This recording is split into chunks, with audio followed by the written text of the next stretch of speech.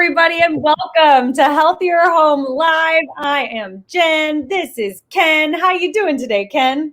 Outstanding. It's a great day to talk about cleaning. It really is. It's. I know these things get scheduled in advance, but the timing is really incredible because you're in Florida. Mm-hmm. I'm about 40 miles west of Chicago, so we have basements over here.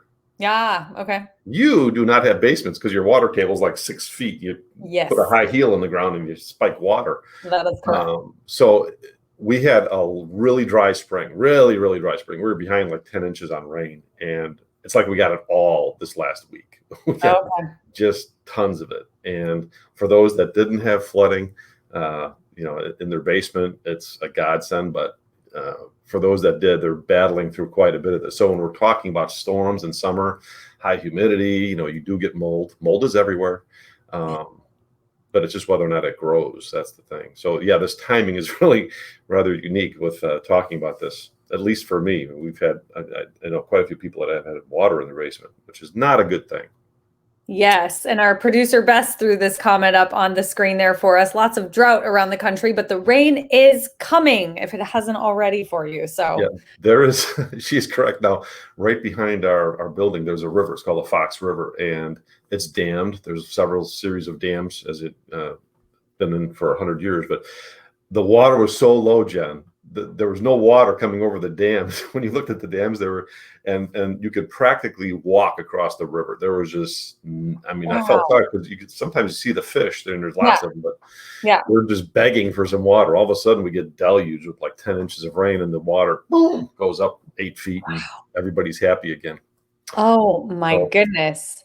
Well, I'm glad. I'm really glad. So long as there's not flooding for you, that makes me very happy. And as we can see here, look at that. Look at this beautiful slide that you made, Ken. Storm season is here. It is here. And this is typical of what you might see in the backyard with a lot of humidity. Some of the outdoor furniture might have this. You'll see it inside all over the place. So we're going to talk through some of that. I love that. Okay, so you're going to teach us how to get rid of it, we're gonna have some simple and really effective solutions and why we do what we do here, and just to make it easier for people to clean up. Amazing. Oh, Ken always has the best tips. I can't wait. I got a tip. So on our first slide, the last couple of weeks we were talking about the gutter cleaner product, which is a remarkably effective detergent. If I were to just classify it as one thing, it's a really effective detergent, really good at cleaning heavy soils, and it does it with EPA safer choice ingredients. It's just a well thought out formula. So if you've got, are we on this next slide, Bess?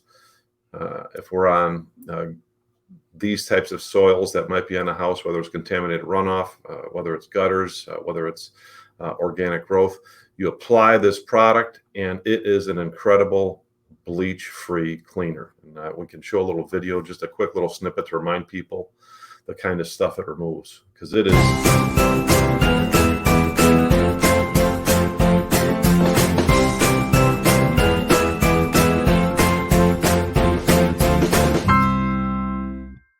What a happy melody. Oh my gosh. Well, and listen, Ken is the king of the satisfying video. I love those videos.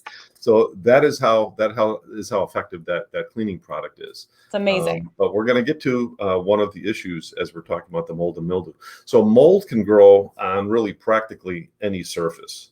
It does even better on organic surfaces where it's got nutrition, but it prospers when it's got moisture, darkness, and food sources. Okay. And if you go to that next slide, Bess, we can see some of these surfaces that are on there. It could be siding. It could be on wall cavities where you've got wood like that in the upper right. Mm-hmm. Obviously, it could be on wood posts, which are on that lower right section of that slide. You got it on the inside of a building. Sometimes it's on furniture. Sometimes it's on stucco. It can really grow on any surface. So if depending on the job you've got, this is what I want to keep people in mind. Like the people that had flooding in their basement, that might be a job that's so big that you really want to outsource that to some group anyway, because you really got to pull out the carpet. Sometimes you got to cut away the drywall.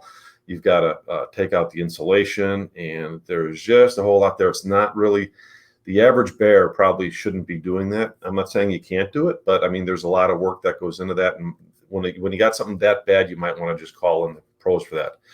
But for most people, you can take care of this stuff and be a DIYer. The only thing I tell you is be safe, because mold can be toxic. You can have toxic mold. It's called mycotoxins, MYCO toxins. It's black mold, and it could really cause a lot of problems. I know several people that have had this type of poisoning in their body. It can be devastating. So with that in mind, there's just a couple simple things. We'll go back there just a little bit, please, Bess. We'll go back a little bit. So gloves, simple thing, gloves. Goggles, keep your eyes clean. You might want to have a dehumidifier. You're definitely going to need that. Scrub brushes, a spray tank, shop towels or towels, buckets, and a respirator. Keep those things handy, and you're off to the races. So it's not just, of course, we don't want to be breathing in cleaning chemicals either, but it's really, the mold is bad enough on its own. So you want to make sure you're taking precautions for your family or anybody who's doing this work. Perfect. Oh yes, love it.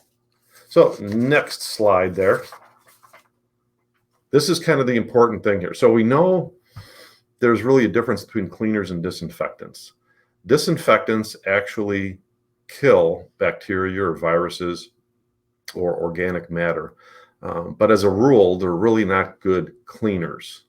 So that leaves us with a problem with most disinfectants. And you might recognize some of these disinfectants even as ammonia, regular chlorinated bleach, hydrogen peroxide. There's some things called quats, just as a category of surfactants. The fact of the matter is, most of the people, when they've got mold, you can disinfect with any of those products, but people want to see that black mold change color. They don't want to see the black anymore. And the fact is, bleach is the most effective oxidizer at that. That's just the simple truth. No holds punched, no holds barred. That is the most effective at oxidizing. So the difference is, a lot of these, the kill times actually vary with these types of chemistries. Some of them, you could even use vinegar, but they'll tell you keep the surface wet for an hour. Well, that's not really practical for a lot of people. So you're looking for a quicker kill time. Again, bleach is a very effective item for that. So cleaners, the second half of it, like I was talking about the gutter cleaner is actually a incredible cleaner. It's an incredible cleaner, but it is not a disinfectant. It is not going to disinfect the surface. So you've got a surface that's got mold on it. You want to clean, but you want to disinfect. We actually have, and you want to think of the bleach in this situation, like pretend you had a big ogre, a big monster that was coming in to kill everything in the house, but it was so big it couldn't get in the doorway. And that's kind of how bleach is. Bleach has to be diluted to about 10%. So if you put 1 cup in 10 cups of water, all of a sudden that big ogre can get through that doorway, and it can do its disinfecting on all those viruses. So what I advise people to do, Jen, is in this situation is take the gutter cleaner and just take a cup of bleach and put it inside there. It's a bleach compatible chemistry. Not only is it great detergent, it's a bleach compatible chemistry. So now, and it's like a Trojan horse, it allows that bleach to get in and disinfect. But now you're getting the best of all worlds. You got the powerful cleaning, and then you got the disinfecting. The 1-2 punch. The 1-2 punch, absolutely. Muhammad Ali, as it were. So again, just as this is all we're talking about, our gutter cleaner that we've already seen at that beginning of that video, this remarkable product, unparalleled in the industry, just some generic bleach, and you can just put 1 cup into a gallon of the gutter cleaner, put it in a sprayer or put it in a bucket, and you're off to the races. That's how simple that is. Amazing. Okay. All right. So now, like I said, there's just a couple simple things to keep in mind. You're going to spray this mixed solution on the surface, and it doesn't matter if it could be any color fast surface. It could be on your vinyl siding outdoor. It could be on your patio furniture. It could be on an interior of the home. It could be on just about any surface, but you're going to just apply it to that surface. You're going to scrub it with a stiff brush. And, if you got drywall, you just want to wipe it with a rag. That's all you want to do. You want to scrub drywall because it will scuff or ruin it. Let it sit for 15 minutes just to make sure you've got a complete kill. It really doesn't take that long. It could be, 5 minutes. but let it sit for 15 minutes. I just help people go the extra yard at that point. The surface is going to be cleaned and disinfected. That's simple. So with one solution, it's going to take care of all of it.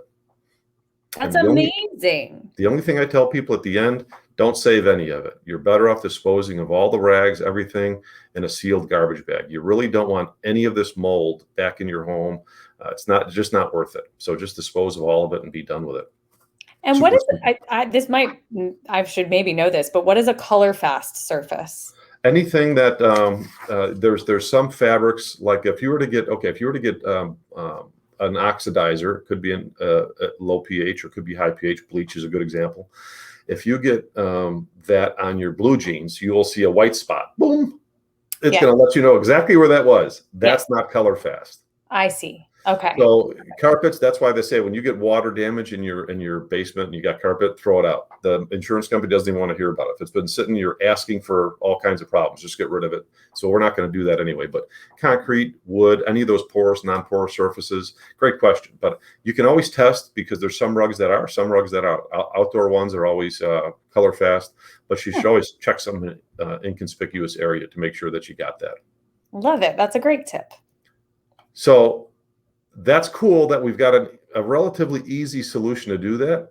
But I would implore everybody, prevention is always better than picking up after the problem. So with that in mind, always make sure your gutters are cleaned, because you will have, even if you don't think there's leaves around, you might have a baseball up there, you might have something clogging the gutter. Clean out those gutters so that they can flow. You don't want water getting back up under your shingles. Get a diverter for the downspouts on your gutter. In that next picture, make sure your house is shedding water away from the foundation. You don't want it anywhere close, because if it starts running down the foundation, it's going to seep in. And then boom, you're going to be right in the soup again with mold and mildew. Right in the soup again. Install a bathroom fan or a fan in any area that could be humid. Just dispose of the humid air. You want to either run your air conditioning or install fans. And then fix any leaks, whether they're under a sink or behind a washer or dryer, wherever there could be a water seepage issue. You're asking for mold and mildew. Fix the leak. Get rid of the humidity. Let the water shed away. You'll be all good. You won't even have to worry about cleaning, because you'll take care of it. This is kind of like a random question for those of us in very humid climates. Is there anything that you need to be doing yearly or every 6 months to check for mold in areas that you can't see? Would you recommend anything like services that look in your air ducts or things like that? Like, how often do you think that kind of stuff? Yeah, I mean, there certainly are things like that, and there are mold detectors. I think, I'm not in that area, so I'm not, frankly, that familiar with it, but I know they're out there, so it's definitely worth Googling and having that done. Because again, the sneaky thing, unfortunately, is you don't know if you're going to have a severe reaction to any of these black molds. Some people do, some people don't. I mean, you can wind up hospitalized and have near death or death experiences from it. So an ounce of prevention is worth a pound of cure. I like that thinking. Love it.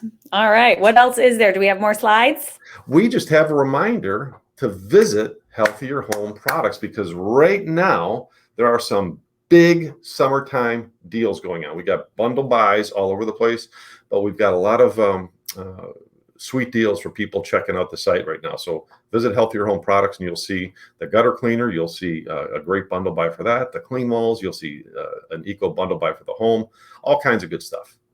Basically, you must go there. So go to healthierhomeproducts.com. Make sure you pick up anything we talked about today. Get rid of that mold and mildew and get ready for having a great summer. Text us with any questions. We'll be happy to help. Yes, always. All right. Well, I will see you, Ken, not next week, right? You're correct. It is the 4th of July next week, and we are going to be out of town. Yes. So we are observing that holiday on Monday, but we will see you the following Monday, same time, same place. I'll see you then, Ken. Same bat channel.